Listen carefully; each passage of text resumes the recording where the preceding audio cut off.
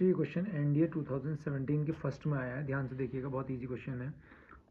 ये कह रहा है what is the equation of the ellipse, यानी कि इलिप्स की इक्वेशन पूछ रहा है। हैविंग फोकी, यानी कि उसकी जो नाभियाँ हैं वो +-2,0 है। फोकी जो है +-2,0 है। तो आप फोकी को देख रहे हैं, ये एक्स एक्सिस पर है क्योंकि इसका वाई कोऑर्डिनेट 0 है। ठीक है, तो इक्वेशन ऑफ इलिप्स क्या होगी? एंड द एसेंट्रिसिटी, यानी कि इसकी उत्केंद्रता जो है वो 1/4 है। ठीक है, तो इक्वेशन ऑफ द इलिप्स हमें बतानी है। तो जो इसका सॉल्यूशन है, इसका ध्यान समझिएगा कि जो फोकी है बच्चों वो +-2,0 है। ठीक है, तो अगर मैं इसको ±AE,0 से कंपेयर करता हूँ तो आप देखेंगे कि AE की वैल्यू तो 2 आ जाएगी। ठीक है, और जो बच्चों इसकी एसेंट्रिसिटी है ना E जो है वो एसेंट्रिसिटी इसकी 1/4 देख रहे होंगे आप, 1/4, तो ये 1/4 है।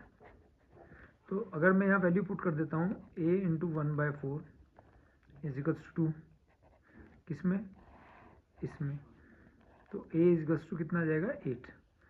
अब मुझे क्या निकालना है? B की वैल्यू निकालनी है। A तो आ गया, तो हम सभी जानते हैं कि B² = A²। A, E और B में जो रिलेशन होता है B² = A², 1 - E², क्योंकि इसका E जो है वो <1 होता है।